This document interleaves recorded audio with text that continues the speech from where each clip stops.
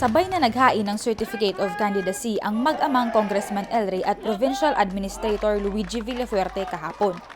Tatakbong muli si Kong El Rey sa kanyang huling termino sa 2nd District ng Camarines Sur, habang si Luigi naman ang nais humalili kay Governor Migs.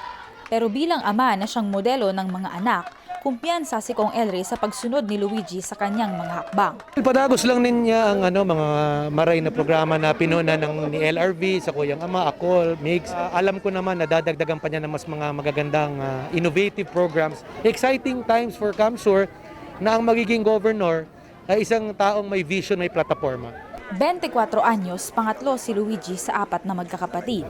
Sakaling mahalal bilang gobernador, we will take care of the healthcare system in our province. We must establish a strong healthcare system that is reliable for everyone and accessible by anyone.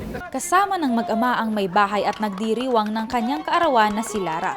Binati at sinalubong sila ng mga taga-suporta sa labas ng COMELEC Provincial Office. Nitong Miyerkules, nauna nang nagsumiti ng kanyang COC si Gov. Migs na tatakbo naman bilang kongresista ng Rinconada District.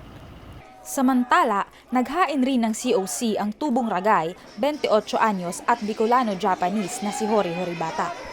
Yung lahat ng youth in 1st District, they are looking for something that they can smile, they can get excited about.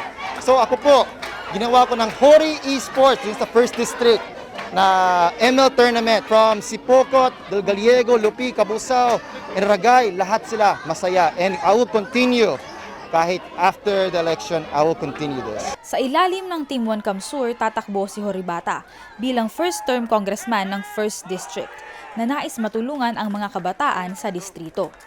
Sing Nantes, Camsur News.